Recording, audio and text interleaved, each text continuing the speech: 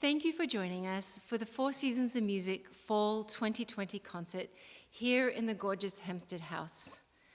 We really miss seeing our audience in person and having that beautiful meal afterwards, but we are thrilled to be able to continue the concert experience with these online performances. Special thanks go to our supporters and very good friends, Anne and Vincent May, for making this possible.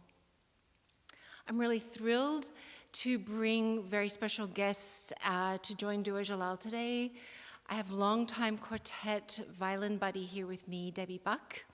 Nurit Pacht on violin, who I first met at USC many decades ago. We were in a chamber music group together. And Alexis Gerlach on cello, who I first met when I moved to New York, and we were playing octets together. So I'm thrilled to have such great colleagues and wonderful friends joining us today. The title of the concert is Only Breath, a Fall Musicale. Only Breath is borrowed from the Rumi poem of the same name. It really speaks to us about humanity, how everybody is the same regardless of religion, gender, race, or nationality. I'm going to read that poem to you now. Only Breath by Jalal al-Din Rumi. Not Christian or Jew or Muslim, not Hindu, Buddhist, Sufi, or Zen. Not any religion or cultural system. I am not from the east or the west, not out of the ocean or up from the ground, not natural or ethereal, not composed of elements at all. I do not exist, am not an entity in this world or in the next, did not descend from Adam and Eve or any origin story. My place is placeless, a trace of the traceless, neither body or soul. I belong to the beloved, have seen the two worlds as one, and that one call to and know, first, last, outer, inner, not only breath, breathing human being.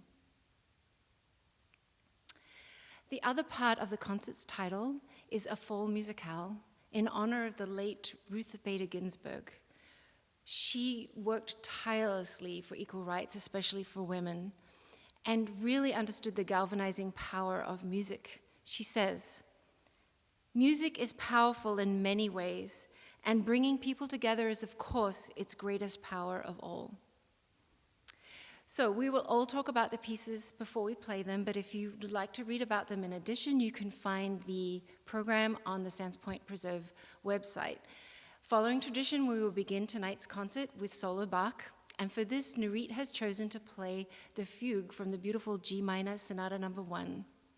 Thank you all for inviting us into your homes, and we hope to see you in person, maybe for the 2021 series.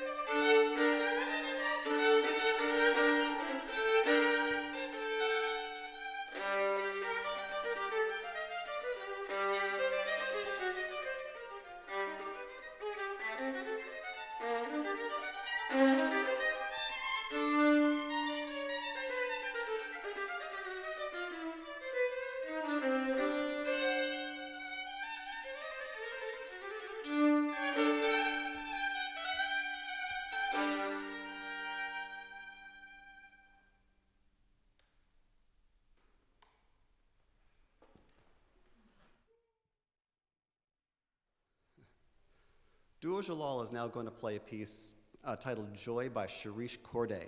And the way this piece came about is that we just got a cold call from Shirish Korde, a composer, and said, I have this piece I think would be great for you and Kathryn. And he said, it's a piece that's originally for violin, it's like a concerto for violin, tabla drum, which are North Indian drums, and chamber orchestra. So I thought, how are we going to put this together? I thought, well, let's check it out. And he said, well, it's based on this piece by Shakti. And my ears perked up right away because I loved this group. Back in the 70s, John McLaughlin, a jazz guitarist, started collaborating with Indian musicians.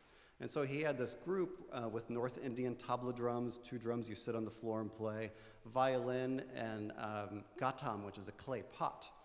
And so we got the music and we worked with Shirish a little bit, and I needed to find an instrument to play with this. So I decided to get the udu. It's a clay pot. I don't play the tabla drums. This is based, the clay pot, in Nigeria. So I had a really beautiful udu and I smashed it just by accident. So I found a potter through a friend in Boston, this woman named Susan Bernstein. And so she made this beautiful udu for me, and she made a little one for my daughter Sarai and let her paint it. And I gave her some suggestions, and so she ended up making this beautiful instrument that you're going to see. Just a little bit more about the story is that she was so inspired. She had never made an udu before. She bought a ticket, flew to Nigeria to see how they make them. So just to show you how all the musicians and artists collaborate with one another, this started with an English guitarist who collaborated with Indian musicians, who passed the piece on and inspired a classical composer, who then put the piece onto an Australian violist and a Lebanese-American percussionist, who then influenced a potter in Boston who flew to Nigeria to actually make the instrument. So I love how the arts just bring everyone together and we're always influencing each other. So I hope you enjoy Joy by Shirish Korde.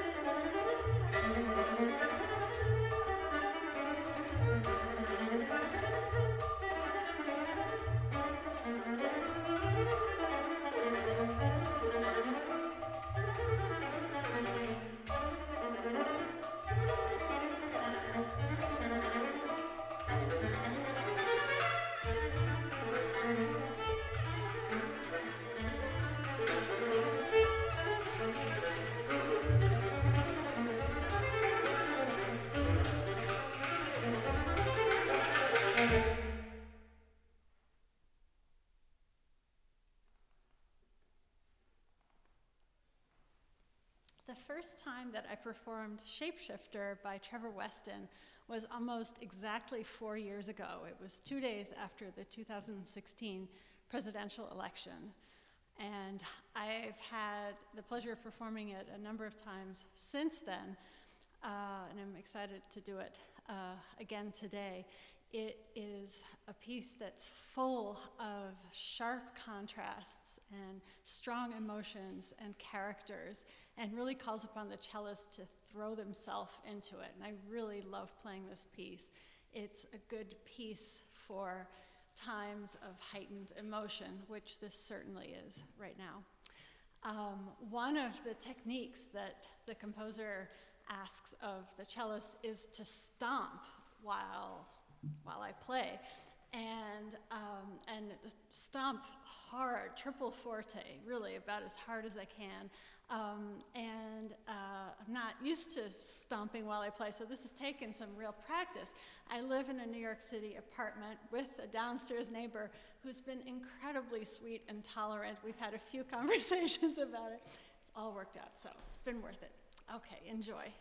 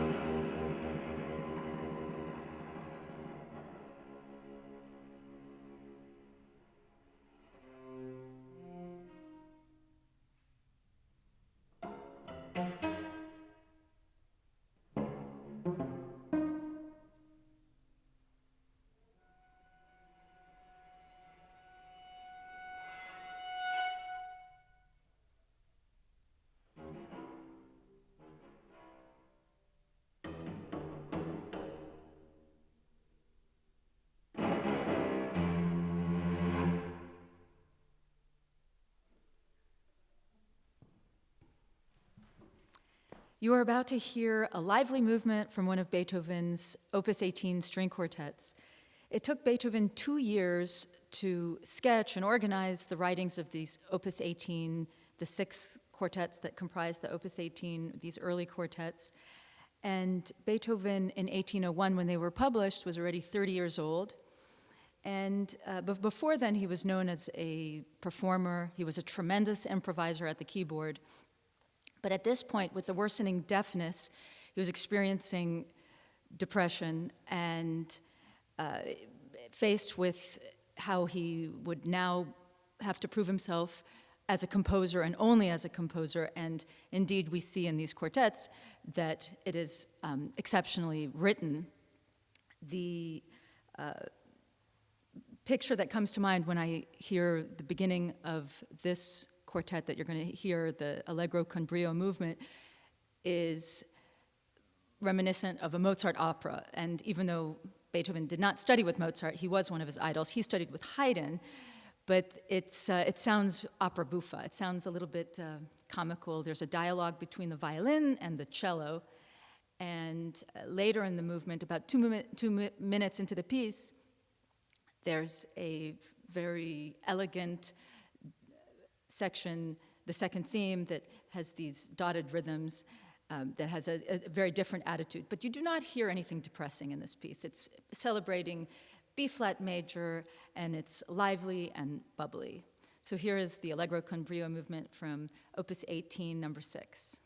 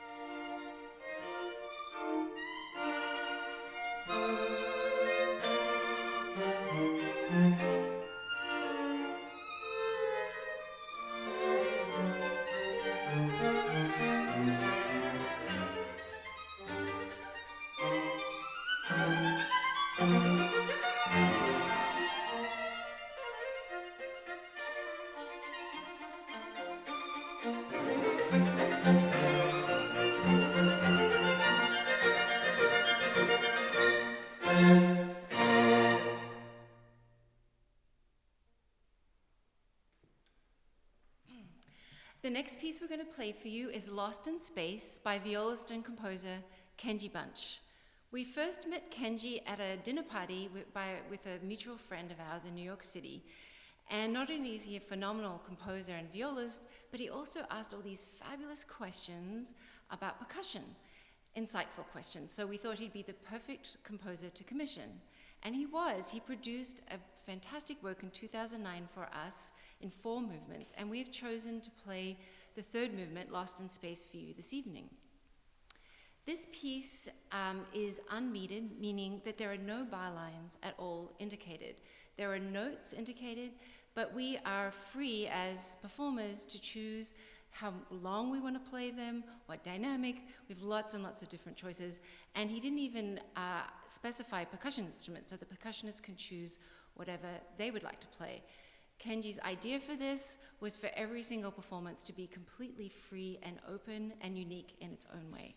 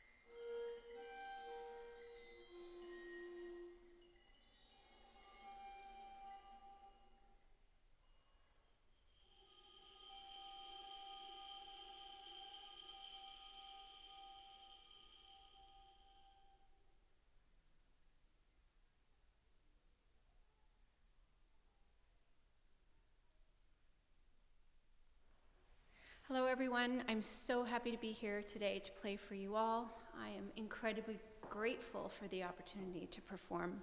So many of my friends and artists are not so lucky. I want to thank Artistic Director Kathryn Lockwood for making this possible today.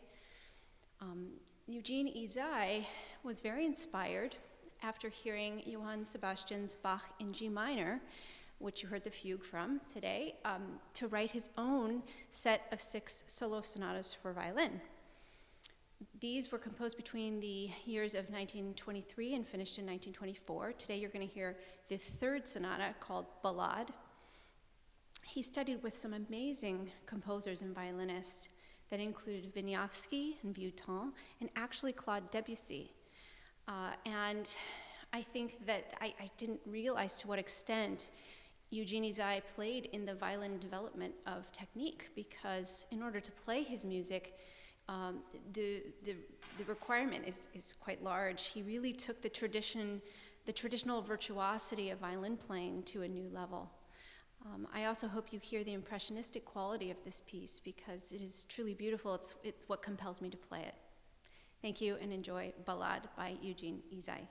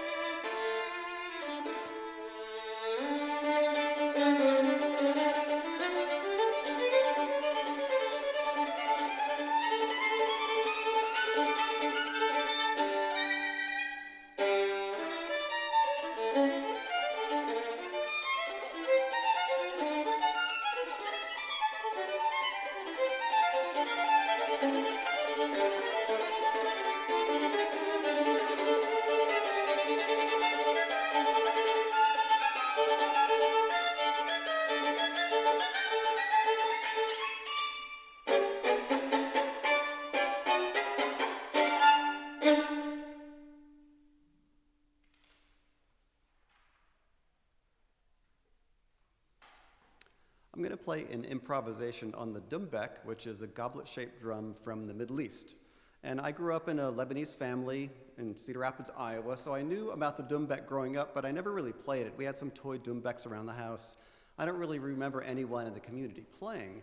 It wasn't until well after grad school when I took a trip to Egypt with Kathryn, and I met a man named Ahmed, and I decided to buy a Dumbek in the shop. I had already been playing a lot of frame drums and a lot of hand drums, but I hadn't really played too much. So this man was very generous. He gave me a little lesson. He showed me all the strokes. He showed me how to do some things like snapping on the drum. And as I was leaving, he said, hey, if you like, go buy a cassette, and I'll go up to my apartment, and I'll record everything for you. So I went out, found a cassette somewhere in Cairo. I think somebody helped me. I don't speak Arabic. So, and then he left for a while and he was gone. I was like, wonder if he's gonna come back. But he came back and he just had like this most wonderful cassette of all the different rhythms that I could play, everything he had taught me. So whenever I approach this instrument, the Dumbek, I quite often think of him, and that was like the foundation of my playing, is that chance meeting in Cairo.